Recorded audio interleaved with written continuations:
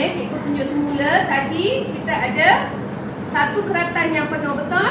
Betul. Lepas tu cikgu potong keluarkan satu rupa ni. Bila cikgu keluarkan rupa ni, kita panggil dia rupa Positif. rupa Positif. positif. Yang cikgu kata kat sini ni adalah rupa positif. Okey, yang ni kita boleh tampal dalam buku nota nanti kejap lagi ya. Dan namakan dia sebagai rupa positif. Ini adalah Negatif. yang peninggalan dia ialah rupa Negatif. Rupa negatif inilah yang kita akan jadikan sebagai blok Stencil. yang kita akan buat aktiviti stensilan. Boleh faham? Okey, yang ni Faham. aku tunjuk tadi kat sini, kamu akan yang ni kertas lembik ya, yang ni sebagai contoh. Ya, nanti kamu pun boleh buat di rumah. Gunakanlah kertas warna, kertas majalah, kertas pembalung hadiah, tak kisah mana-mana. Ya. Awak letak kat sini.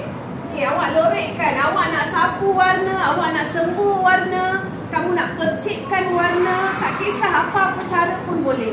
Dan kamu boleh warnakan. Itu yang kata, kamu warnakan, penuhkan. Ini sebagai contoh cikgu lorek sahaja.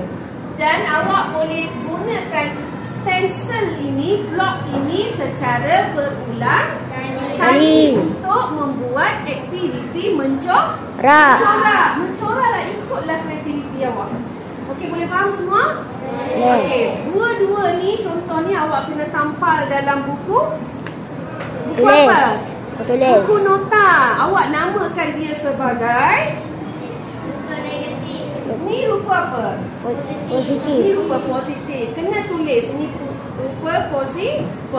Ini adalah rupa Negatif. Awak kena tampal kat sini. Jadi ia akan jadi satu sumber rujukan bagi awak. Boleh faham semua? Boleh. Okey, baik, kita akan mula buat sekarang.